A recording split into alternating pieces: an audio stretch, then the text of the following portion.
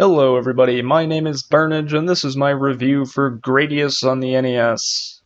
Gradius? Gradius? I'm gonna go with Gradius because Gradius sounds like some kind of Chinese Roman sword. In Gradius you play as a ship called the Warp Rattler. Your enemy, bacteria under a microscope. Fan theory, this game takes place inside a person and you're shrunken down. Oh, and the pilot is Osmosis Jones. Yeah! Your goal in Gradius is to fly into enemy lines and take out the mothership.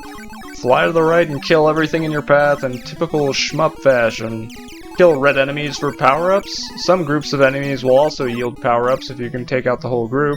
This game is kind of a pick-your-power-up system, where every time you get a power-up, it lights up the power-up bar on the bottom of the screen. Every time you pick up a power-up, it moves the light over one place, and you can press B at any time to lock in that power-up and reset the bar. There's speed up, which makes your ship move faster and can be locked in several times to keep increasing speed. Missiles, which make it so every time you shoot, you launch a missile out that falls along the ground until it hits something. Double shot makes it so every time you shoot a bullet, another bullet flies out at an upward angle. Laser changes your bullets to freaking lasers, which penetrate everything in their path instead of disappearing on the first enemy hit like normal bullets. Option gives you a Sidewinder, which is a ghost-like copy of yourself firing a copy of everything you fire. You can get 2 of these. And question mark is a shield.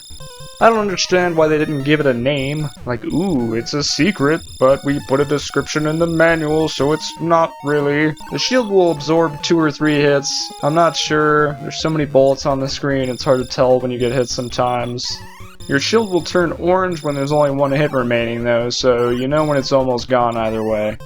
All of these power-ups stack together except the double shot and the laser, so you'll have to switch between these depending on the situation.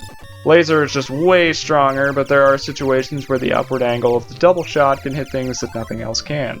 At the end of each level is a mini-boss, where the screen will stop scrolling and you'll have to survive an onslaught of something or other depending on the level for a certain amount of time, which seems dependent on how many power-ups you have.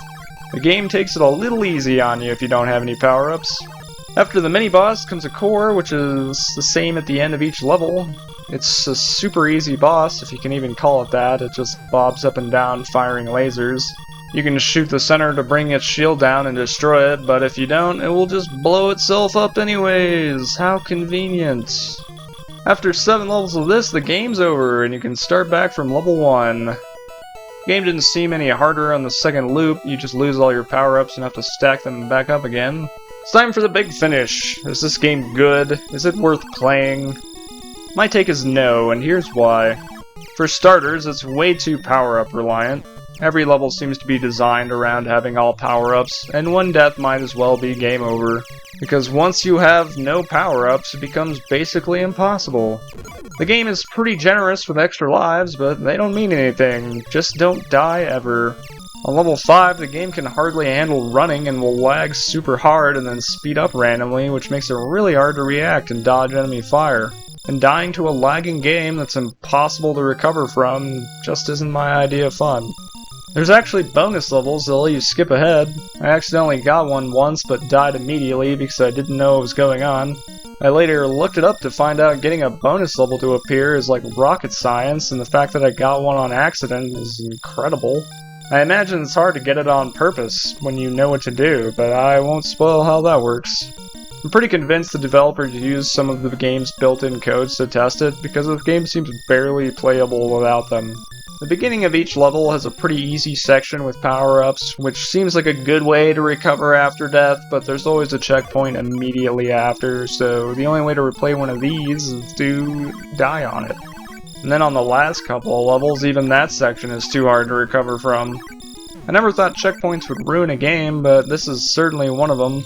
If you started from the beginning of a level on death, you would actually have some sort of chance to get back in the game. If only the developers tried a little less hard, maybe they could have made a better game. In the end, the first 2 levels are fun, and the game is a very unique and fun power-up system, so I think it's worth checking out for fans of the genre, but don't expect the fun to last very long. Like and subscribe, or there won't be anybody to protect you from the evil Bacterians. Thanks for watching, and I'll see you in the next one.